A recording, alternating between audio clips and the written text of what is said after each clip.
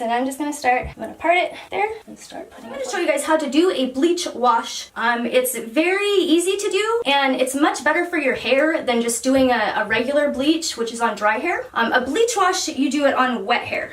When you are doing your bleach wash, you will want to start around the top, and you can do this for hair that's grown out like mine, or you can do it through your whole hair. When I first started, I pulled the bleach through all of my hair, and now I'm just touching up the roots. So this applies to touch-ups and to full washes. To do the bleach wash, we are going to need, of course, our bleach, and I choose to use Quick Blue. It's really easy to use. The instructions are easy to follow.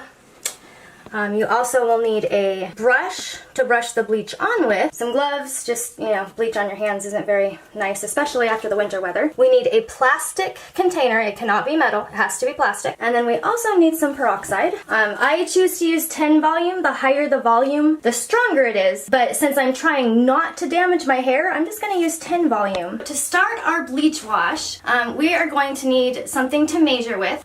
Given the fact that I have a few kiddos, I do have a bottle. It tells the amount of ounces, so it's perfect. Our Quick Blue bleach is about a 2-to-1 ratio. So this is 1 ounce of bleach, and that means that we'll need 1.5 to 2 ounces of our peroxide right here. So that's why I have the baby bottle to measure out the peroxide. So I'm gonna go ahead and open this bottle here, and I'm gonna pour 2 ounces into the bottle. Now, don't use baby bottles that you're using with your baby for this, obviously. And if you do, like, clean them really well, because, you know, this isn't supposed to be ingested. My kids are not babies anymore. I just have bottles hanging around. I don't think I'm a hoarder, but I have bottles hanging around, so maybe I am. I don't know. So I'm gonna pour 2 ounces in here. Okay, so we have our 2 ounces of peroxide right here. For mixing purposes, we're actually gonna use this kind of weathered Tupperware container. As I said before, you don't want to use anything metal. It needs to be plastic. The things that you measure with needs to be plastic, and the thing that you mix in needs to be plastic. And while we're talking about that, your brush that you use to apply the bleach needs to be plastic. So this brush is a plastic brush. This is especially for applying hair color or bleach. I have used a paintbrush before, but if you end up using a regular paintbrush, it can't be one that has the metal around the outside, because you can't mix metal with hair color and bleach and things like that. So next, I'm gonna go ahead and pour my Quick Blue into my mixture. I need some scissors though. So just a second while I go get some scissors. Hey, got some scissors now. All right, so I'm gonna go ahead and cut this off. Woo! Don't be a litter bug, clean up your messes. All right, that's not very big.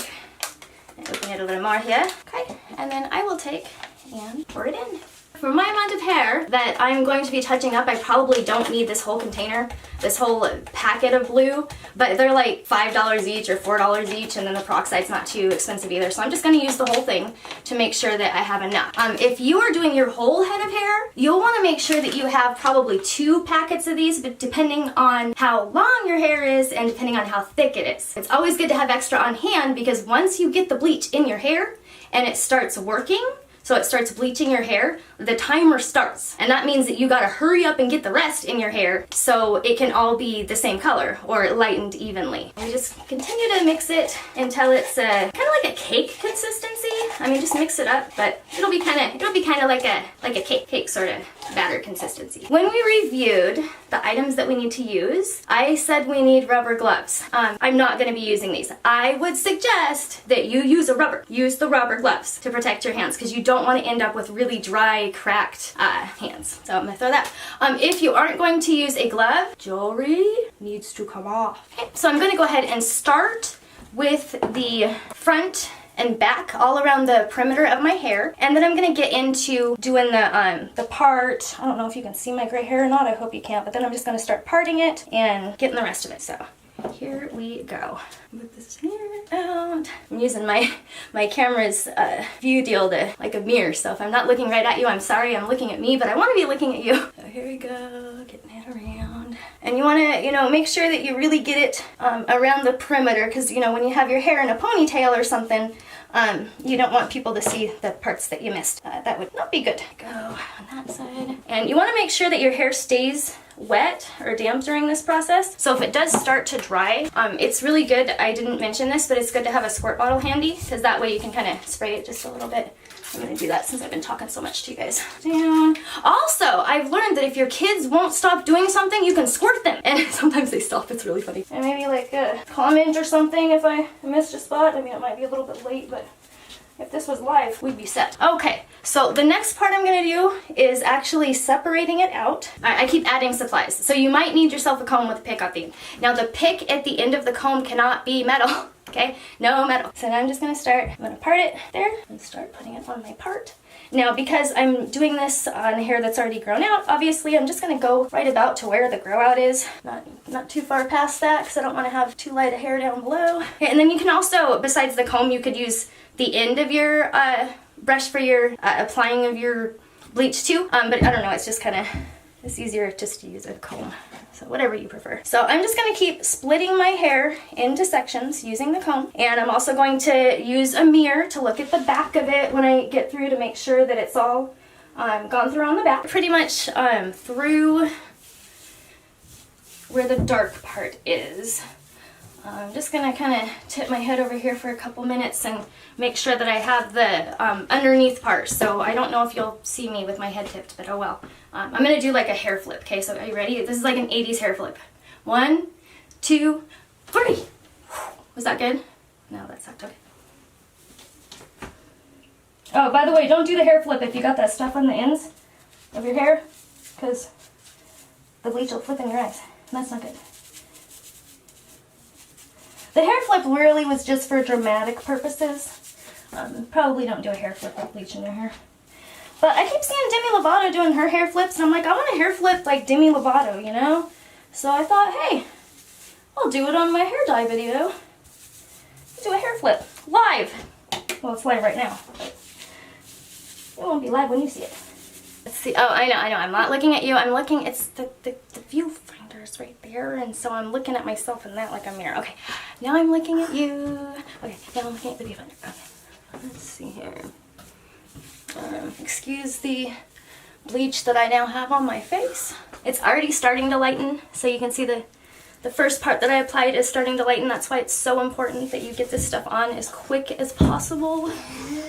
You know, I went to beauty school with my BFF Kenya, gosh, almost 20 years ago, and I found that working in call centers ended up being my career, so to speak, and now I'm into the arts and crafts and doing workshops and things like that, and selling my crafts. But yeah, I did go to beauty school, so I know a bit about what I'm talking about in case you're curious about the validity of my video that I'm showing you.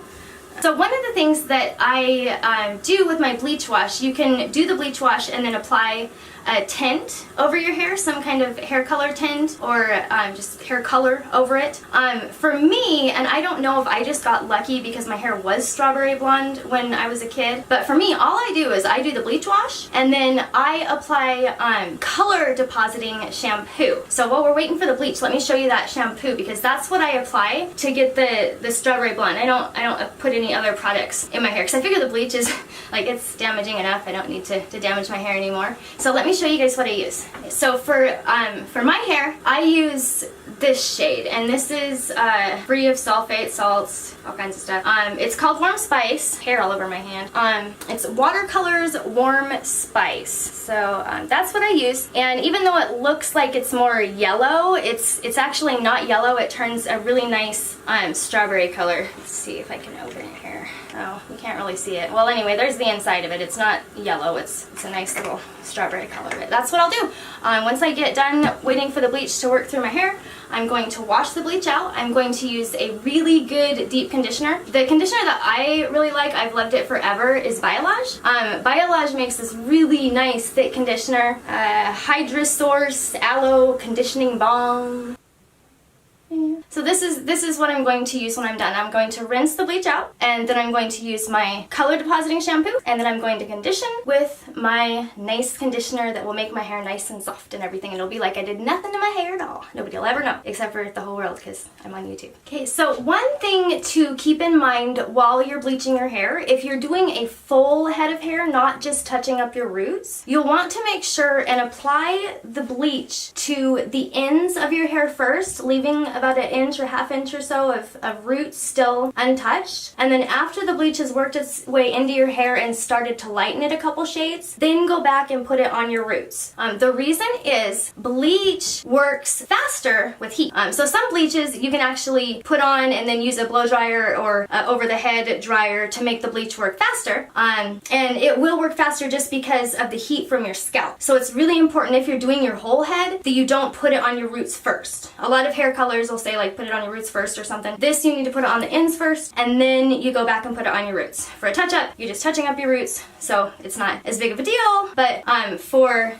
a full head of hair, if you were to apply it to all of your hair all at once, your roots would be a couple shades, if not more, lighter than the rest of your hair. So important stuff to keep in mind. Okay, so I have now rinsed it out of my hair, and I'm just gonna go ahead and apply my conditioning treatment, and I'll leave it on for a little bit, and then I'll show you the final results once it's dry. All right, and it is done.